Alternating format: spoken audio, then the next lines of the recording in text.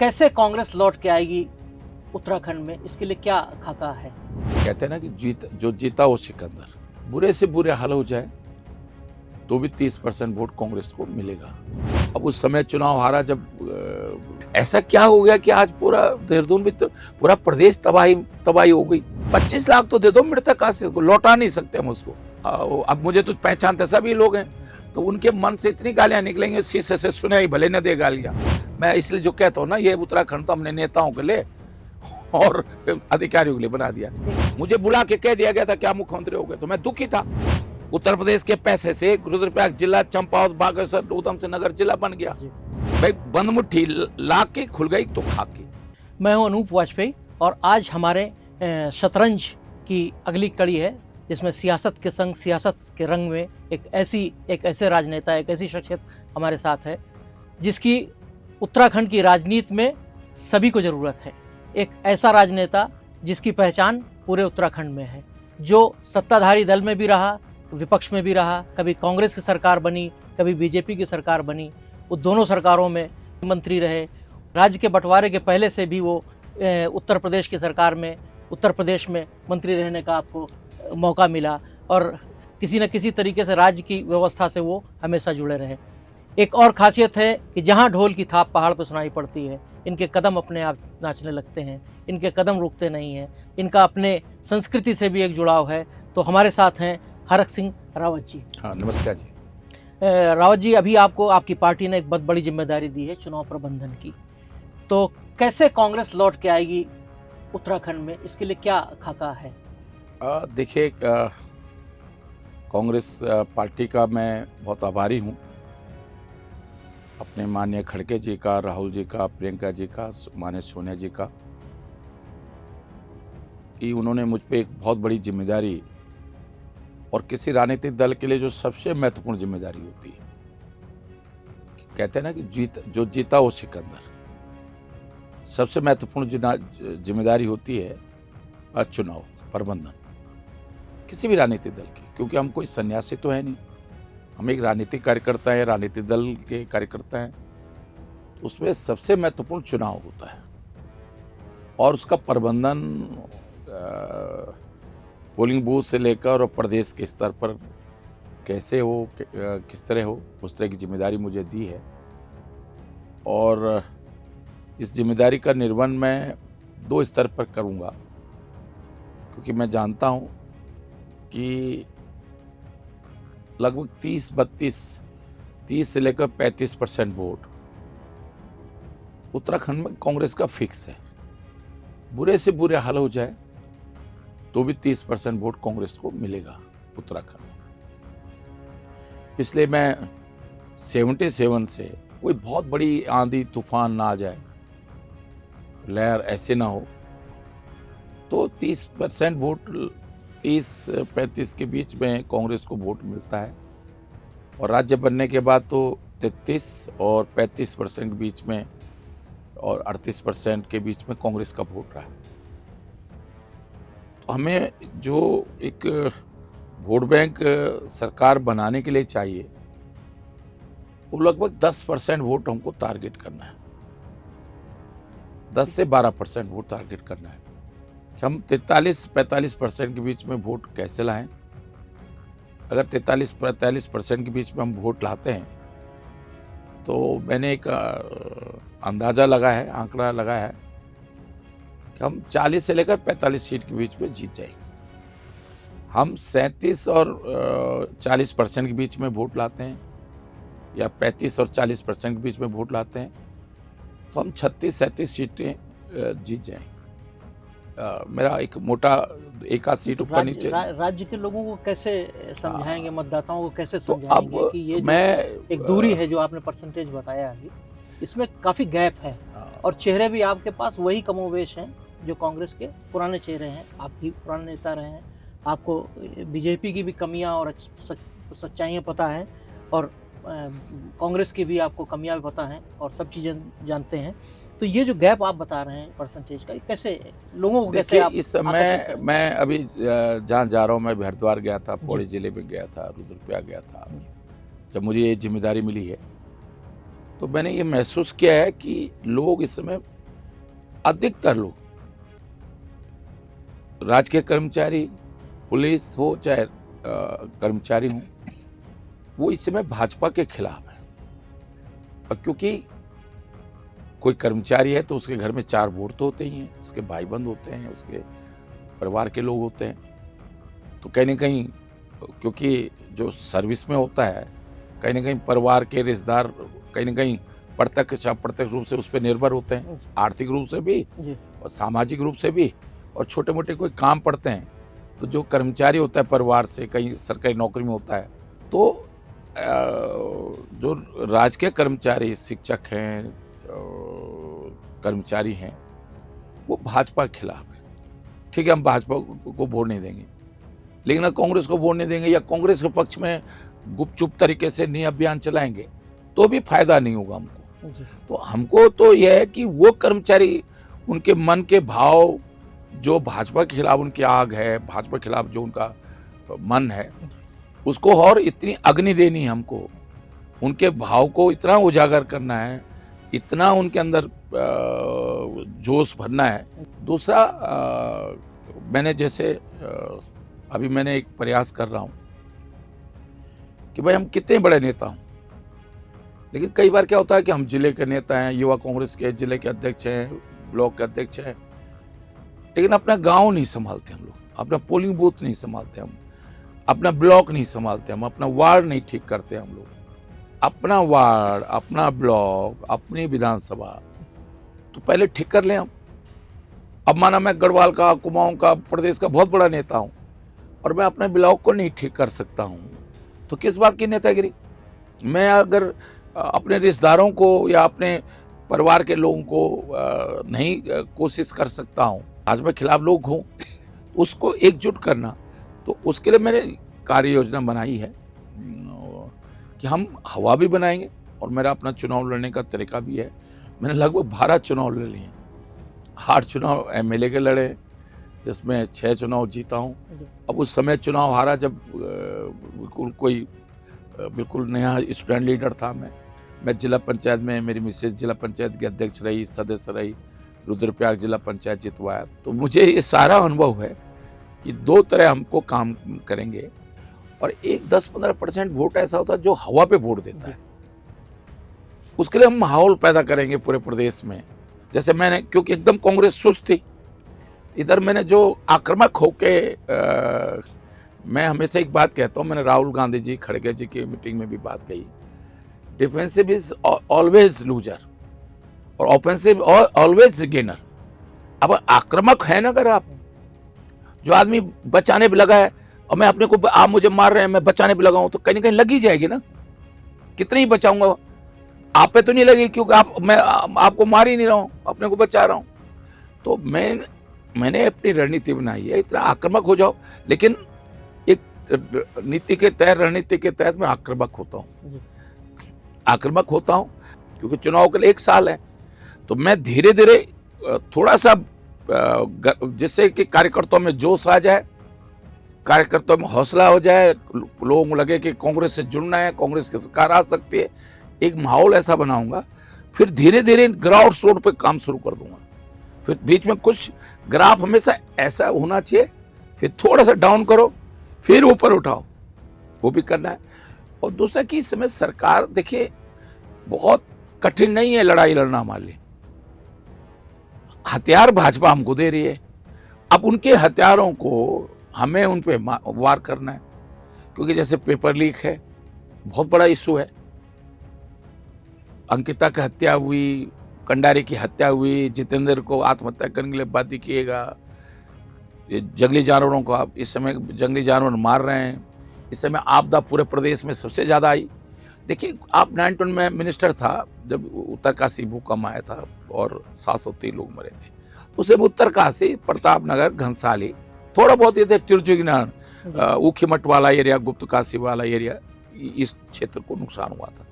लेकिन इस समय की आपदा में लोग भले ही कम मरे हों, लेकिन चमोली में भी आया तो पिथौरागढ़ में भी आई, उत्तरकाशी, थराली भी और थराली भी, तो पौड़ी जिले में भी, और देहरादून जिले में तो इस तरह तबाही कभी होती नहीं थी। ऐसा क्या हो गया कि आज पूरा देहरादून में तो पूरा प्रदेश तबाही हो गई। उतनी धनराशि अगर आप 1000 कुछ करोड़ रुपए में उतनी धनराशि अगर आप जो है इन आपदा पीड़ितों को बांट देते तो क्या चले जाता। मैंने प्रेस कॉन्फ्रेंस करी थी, मैंने कहा था कि भाई 25 लाख तो दे दो, मृतक हासिल को लौटा नहीं सकते हम उसको। अब ये संभव नहीं, किसी 10 करोड़ का होटल क्षतिग्रस्त हो गया, अब आप उसको 25,000 दोगे, 2 लाख दोगे तो भीख थोड़ी है। क्या करेगा 2 लाख रुपए लेके आपसे? उसने अपनी पूरी जिंदगी कमाई एक होटल बनाने में, उसने बैंक से लोन लिया है, कैसे करके उसने पूरा एक वो खड़ा किया होगा। तो और अगर उसको नुकसान हो गया तो ये सरकार की तो कई जिम्मेदारी है ना जी। कि उसको हम मदद करें। बेसिकली हम इमोशनल है, हर चीज राजनीति नहीं होती है। क्या इसके लिए थोड़े हमने उत्तराखंड बनाया था? ये तो और हालत खराब हो गई है। आप मुझे देखो, देहरादून स्मार्ट सिटी हुआ, हमने सोचा पता नहीं कैसे स्मार्ट सिटी होगा। मतलब मैं तो मुझे तो समझ में नहीं आ रहा स्मार्ट सिटी की परिभाषा क्या है। अरे स्मार्ट सिटी तो यही होगा ना कि चौराहे आप चौड़ा करोगे। तो ये क्या लोग परेशान नहीं हो रहे हैं क्या? लोग लग नहीं रहे, गालियां देते हैं लोग हम लोग। मैंने तो इसलिए कभी मैं अपने ड्राइवर से कहता हूं हूटर भी मत बजाना, क्योंकि हूटर बजाओगे तो अब मुझे तो पहचानते सभी लोग हैं, तो उनके मन से इतनी गालियां निकलेंगे, शीशे से सुने ही भले न दे गालियां, लेकिन वो गालियां देंगे तो दिन भर में जितनी बार तो हूटर बजाएगा उतनी बार गाली खाएगा। मैं भी उत्तराखंड का आंदोलनकारी हूँ, मैंने भी 6 साल लड़ाई लड़ी है उत्तराखंड राज्य के लिए। मैंने लखनऊ में विधानसभा के सामने धरना दिया राज्य के निर्माण को लेकर। मैंने वहाँ शहीद स्थल लखनऊ में बहुत बड़ा किया। मैंने लखनऊ में एक उत्तराखंड राज्य के लिए एक बहुत बड़ी रैली की थी मैंने। तो लेकिन आज हमको दुख होता है कि कई बार ऐसा लगता है बेकार हमारी लड़ाई को, हमारा संघर्ष, हमारा जीवन बेकार चला गया। मतलब किसके लिए हमने ये लड़ाई लड़ी, किसको? लोग आज बेरोजगारी बढ़ गई, बेरोजगारी। सवाल लेते हैं इसमें कि हरक सिंह जी भाजपा के भी मंत्री रहे, कांग्रेस की सरकार रही उसमें भी मंत्री रहे, क्या मुख्यमंत्री के दावेदार हैं आप? देखिए, राजनीति में आदमी को बिना महत्वाकांक्षी होना चाहिए, अति नहीं होना चाहिए। हर व्यक्ति, अगर आप महत्वाकांक्षा नहीं है आपके अंदर ना, मैं हमेशा कहता हूँ, देखिए कुछ लोग सोचते हैं कि इधर उधर की बात करके बात करेंगे। अगर महत्वाकांक्षीहीन व्यक्ति है ना, वो खुद के लिए भी बोझ है, अपने परिवार के लिए भी बोझ है, समाज और देश के लिए भी बोझ है। एक बार हरीश रावत जी जब मुख्यमंत्री थे और कृषि किसान भवन में एक सब इंस्पेक्टर था, तो एजेड लग रहा था, तो मैंने कहा, भाई भाषण में कहा, मैंने भाई तुम कब भर्ती हुए थे? कह रहे सिपाही भर्ती हुआ था। मैंने कहा यार तो बहुत अच्छा है। हरीश रावत जी थे मंच पे, वो चीफ मिनिस्टर थे। मैंने कहा तो बहुत अच्छा है यार, तो सिपाही से सब इंस्पेक्टर हो गया। मैं तो देखो मंत्री भर्ती हुआ, फिर 92 में पहली बार मैं विधायक हुआ और पहली बार मंत्री हो गया यूपी में। मैंने कहा मैं तो मंत्री भर्ती हुआ और आज भी मंत्री हूँ। कि अब क्या है कि अब इसलिए तो मेरे मन 22 में मन नहीं था चुनाव लड़ने का। मैं इसलिए जो कहता हूँ ना, ये उत्तराखंड तो हमने नेताओं के लिए और अधिकारियों के लिए बना दिया। एक सवाल और भी है, आपकी पुरानी पार्टी जिसमें भाजपा में आप थे, उसके नेता भी आपको गंभीरता से नहीं ले रहे हैं। उनका कहना है कि अभी रावत जी कांग्रेस में हैं, प्रबंधन का काम भी मिला है, लेकिन चुनाव आते आते क्या होगा, नहीं फिर बहू को लेके भी तमाम। देखिए मैं एक चीज बता दूं, वो भाजपा के लोग जानबूझ के बोल रहे हैं, वो अंदर से डरे हुए नहीं डरे हुए। अगर ठीक है, मेरे पे तो न टिप्पणी करें ना, मेरी बात को छोड़ो ना। देखिए आदमी अगर क्वेश्चन मार्क करता है और कोई हल्की बात करता है, समझ लो तो उसका मन में डर हुआ है। कहीं ना कहीं हमको लगता है निष्ठा को लेके आपकी जो, अरे निष्ठा क्या, देखिए वो नहीं जानते। 89 में मैं निष्ठा की बात कर रहा हूँ। 89 में चंद्रमोहन सिंह नेगी जी ने मुझे दिल्ली में कहा जनता दल से चुनाव लड़ो पौड़े से। मैंने मना करा, कह रहे यार ये भाजपा में क्या रखा है। मैं जिलाध्यक्ष था उसमें, भारतीय जनता पार्टी मतलब युवा मोर्चा का नहीं, मेन पार्टी का जिलाध्यक्ष था, और मैं लड़ गया होता तो मैं 89 में विधायक हो गया होता। मैंने कहा नहीं जी मैं बीजेपी से लड़ूंगा, और मेरी जमानत जब्त हो गई बीजेपी से लड़के। तो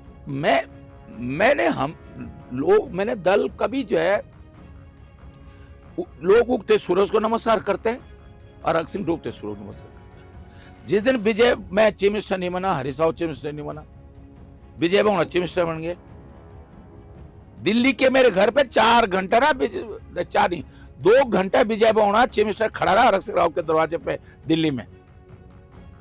बेल बजाता रहा, मैंने नहीं खोला दरवाजा, मैं दुखी था। हालांकि विजय बहुना से मेरे बहुत अच्छे संबंध है, उन्होंने ही मुझे कांग्रेस में 98 में सम्मिलित कराया था, लेकिन क्योंकि मैं मुख्यमंत्री का दावेदार था, मुझे बुला के कह दिया गया था कि आप मुख्यमंत्री हो गए, तो मैं दुखी था, मैंने नहीं दरवाजा खोला। उस समय मैंने हरीश रावत का साथ दिया, और जब विजय बहुना चीफ मिनिस्टर से हटने वाले थे, मुझे पता था कि हटने वाले हैं चीफ मिनिस्टर से, और हरीश रावत ने मुझे अपने दिल्ली में अपने घर पे लंच में बुलाया, और उन्होंने कहा मैंने कि भाई या तो मेरे साथ हो या मैं तुम्हारे साथ हूँ। मैंने वैसे क्यों बेवकूफ़ बना रहे हो, आप मुख्यमंत्री हो गए, मेरे को पता चल गया आप मुख्यमंत्री आपका हो गया, तो आपको नहीं पता होगा, फिर मेरे साथ क्यों नहीं दे रहे हो। मैंने देखो दुनिया जो है उगते सूरज नमस्कार करती है, हरक सिंह रावत डूबते सूरज नमस्कार करता है। जो मुझको ये सोचता है ना, मैंने दल कभी भी अपने लिए नहीं बदले, अपनी राजनीतिक इच्छा के लिए नहीं बदले। वो ठीक है कि मुझे अचानक फिर अच्छा मौका मिल गया। मैंने पहली बार जब भाजपा छोड़ी, उत्तराखंड राज्य के लिए छोड़ी, फिर जब मैं मायावती को एक किसी समस्या को लेकर गया, मायावती ने मुझसे कहा आप हमारे साथ आ जाओ, मैंने बहुत सोचा, और मुझे बहुत खुशी होती है, आज मैं गर्व से कहता हूं कि मेरा वो निर्णय हरक सिंह रावत के हित में नहीं अच्छा था, लेकिन वो उत्तराखंड के लिए अच्छा था, कि उत्तर प्रदेश के पैसे से रुद्रप्रयाग जिला बन गया, विकासनगर तहसील बन गई, ऋषिकेश तहसील बन गई, श्रीनगर तहसील बन गई, घनसाली तहसील बन गई, पोखरी तहसील बन गई, गैरसैंण तहसील बन गई, कपकोट में तहसील बन गई। उत्तर प्रदेश के पैसे से रुद्रप्रयाग जिला, चंपावत, बागेश्वर, उधम सिंह नगर जिला बन गया। तो मैंने हमेशा ये सोचकर कि भाई अगर मेरे बस में जाने से उत्तराखंड में जिले बन जाएंगे, तहसीलें बन जाएंगी, एक दिन में थोड़ी छोड़ता हूं मैं दल। 16 साल 18 साल कांग्रेस में रहा हूं। कांग्रेस में जब 98 में आया, कांग्रेस की तो बुरी स्थिति नहीं उस समय, कांग्रेस की तो बहुत बुरी स्थिति 98 में, मैं तब कांग्रेस में आया, अभी मैं जब कांग्रेस में आया हूं 22 में, तो कांग्रेस की अच्छी स्थिति तो नहीं थी ना, संघर्ष ही कर रहे हैं ना हम, तो डूबते हुए जहाज में बैठ रहे हैं। अब वो जहाज अगर किनारे लग जाए, डूबता जहाज या डूबता सूर्य जो है ऐसी किरणें दे दे कि चमत्कार हो जाए, तो उसमें फिर क्या दिक्कत है भाई। तो मैं इसलिए कह रहा हूं, मैं भाजपा के लोगों से कह रहा हूं कि वो चिंता न करें, हरक सिंह की चिंता न करें, कांग्रेस चिंता न करें, वो अपने भाजपा को संभालें। आप जो है 5 साल से ऊपर जिनके उपनल के माध्यम से सेवा हो गई, उनको समान कार्य समान वेतन तो दो, तो वो ये काम कर दें।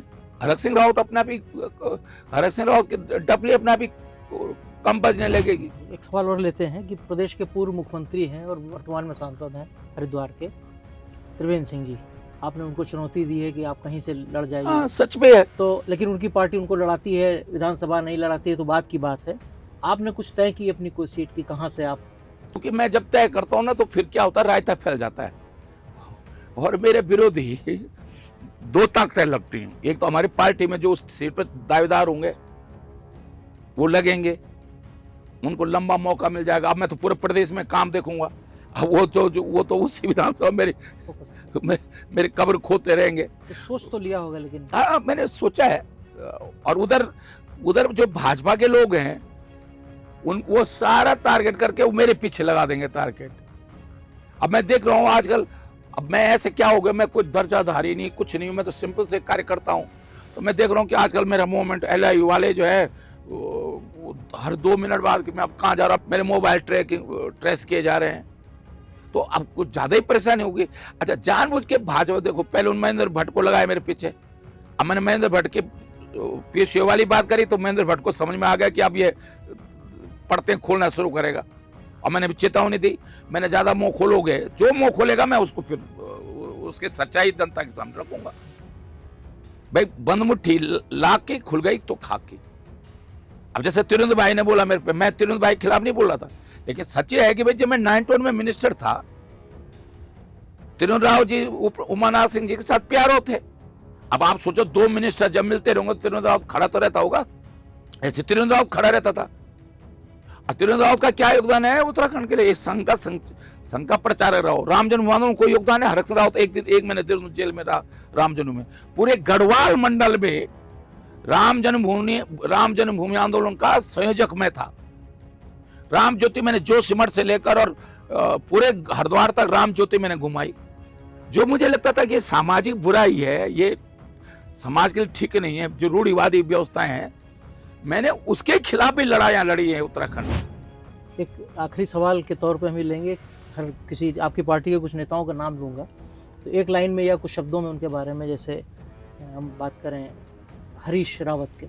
देखिए, हरीश रावत जी बहुत वरिष्ठ हैं और इसमें दो राय नहीं है कि वो बहुत कम उम्र में ब्लॉक प्रमुख, मैं तो 80 में उनकी मेरी मुलाकात हुई थी, तो मैं इसलिए कह रहा हूँ कि बहुत बड़ा योगदान है उनका। हालांकि वो प्रदेश के उत्तर प्रदेश राजनीति में बहुत महत्वपूर्ण भूमिका में नहीं रहे, कभी एमएलए नहीं हुए, एमपी नहीं हुए, लेकिन सांसद रहे, सेवा दल के राष्ट्रीय उपाध्यक्ष रहे और अभी ये 2009 और 12 के सरकार में मंत्री रहे, केंद्र में फिर मुख्यमंत्री हो गए। तो उनका प्रभाव कितना। सांसद है, मैंने टिकट में मैंने पैरवी करी थी जब हरीश रावत जी 2009 में टिकट की कमेटी में था और मेरे प्रीतम भाई ने मेरे से कहा कि भाई हरीश रावत को करो। ब्रह्मचारी जी का टिकट फाइनल हो गया था।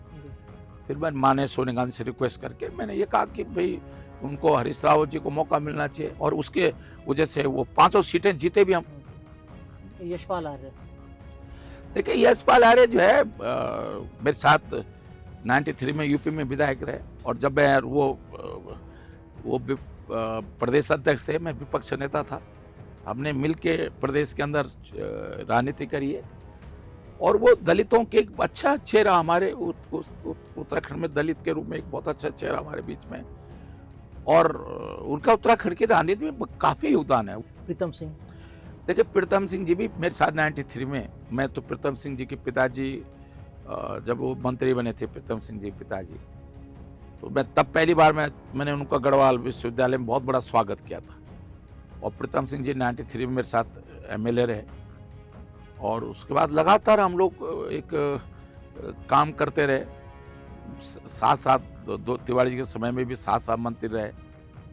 फिर वो एमएलए थे जब मैं विपक्ष का नेता था, एमएलए थे, फिर वो 12 में भी मंत्री थे हमारे साथ। तो बहुत मिल के काम किया हम लोगों ने और उनका अच्छा प्रभाव है उनका भी। गणेश गोदियाल, देखिए गणेश गोदियाल, मैं कल परसों याद दिला रहा था गणेश गोदियाल जी को पौड़ी में, तो हम पहली बार 1 घंटा वहाँ बैठे थे, पहली मुलाकात थी मेरी 2001 में और उसके बाद उसका व्यवहार और वो बहुत सारी चीज़ें हैं, कुछ चीज़ें उसमें बहुत अच्छी हैं। मैंने एक बार, मैं विपक्ष नेता था, वो चुनाव हार गया था साथ में, तो मैं उसके साथ उसका मनोबल बढ़ाने के लिए उसके क्षेत्र में गया, तो मैंने देखा कि भाई जैसे खाना लगा, प्लेटें नहीं थी वहाँ पे, तो उस एक प्लेट मेरे को लग गई, एक प्लेट गोदियाल जी की लग गई, तो उसने अपनी प्लेट किसी कार्यकर्ता को दे दी और अपने आप रोटी हाथ में ली और उसमें सब्जी रखी, खा ली। तो मतलब है तो बहुत छोटी चीज़ है, लेकिन ये कार्यकर्ताओं को जो है ताकत देती है, कार्यकर्ताओं को मनोबल बढ़ाती है और उसमें जोश भी है।